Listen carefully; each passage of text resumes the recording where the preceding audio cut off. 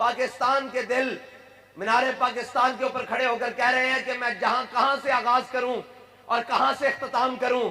मैंने कहा कि बिस्मिल्लाहिर्रहमानिर्रहीम। नवाज शरीफ जब पाकिस्तान पहुंचे और मीनारे पाकिस्तान जलसे में ख़िताब के लिए खड़े हुए और आते साथ ही उन्होंने ये बात की कि मुझे समझ नहीं आ रही कि मैं अपनी बात कहां से शुरू करूं। इस हवाले से हाफ़िज़ साद रिज़वी साहब ने अपनी तकरीर के अंदर कहा कि आओ मैं तुम्हें बताता हूं कि बात को कहां से शुरू करूं। हाफ़िज़ साद रिज़वी साहब की वीडियो का छोटा सा वीडियो क्लिप मैंने आप लोगों को शुरू में दिखा दिया है।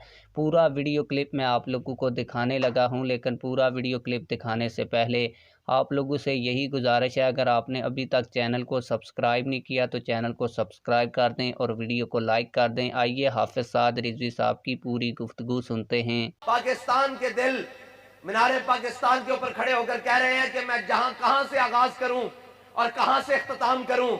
मैंने कहा किबला कर्ज उतारो, मुल्क सवारों से आगाज करो और इख्तिताम 50 रुपए के स्टाम्प तक करो। हम तुम्हें बताते हैं कि तुमने इस मुल्क को, इस वतन को, इस कौम को, इस मिल्लत को किस तरह लूट कर खाया है।